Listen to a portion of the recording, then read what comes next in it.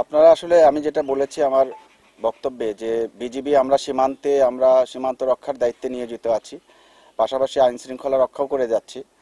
তো আমাদের এই পার্বত্য এলাকায় যে কিছু মহল তারা ষড়যন্ত্র করে অথবা বিভিন্ন কারণে এই এলাকাটাকে অস্থিতিশীল করার চেষ্টা করছে, তো এটা প্রতিহত করার জন্য বেসামরিক প্রশাসন, সেনাবাহিনী যেভাবে আমাদেরকে সহযোগিতা চাচ্ছে আমরা তাদের পাশে আছি।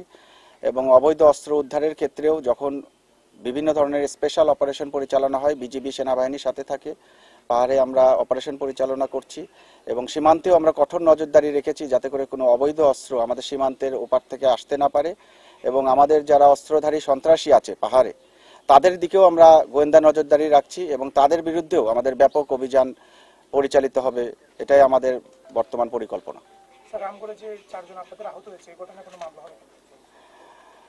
রামগড়ে আমাদের যে আহত হয়েছে এটার বিরুদ্ধে অবশ্যই আইনানুগ ব্যবস্থা হবে। এটার জন্য তদন্ত কমিটিও গঠন হয়েছে আমাদের জেলা প্রশাসন থেকে এবং তদন্তের প্রেক্ষিতে যদি দোষী সাব্যস্ত পাওয়া যায় তাদের বিরুদ্ধে অবশ্যই আইনানুগ ব্যবস্থা গ্রহণ করা হবে।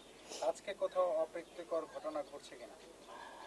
এখন পর্যন্ত আমাদের জানা মতে আমাদের কঠোর অবস্থানের কারণে খাগড়াছড়ি এলাকার আশেপাশের এলাকায় কোথাও কোনো অপ্রীতিকর ঘটনা ঘটেনি এবং আমার বিশ্বাস যে আমরা আমাদের চেষ্টা অব্যাহত রেখেছি।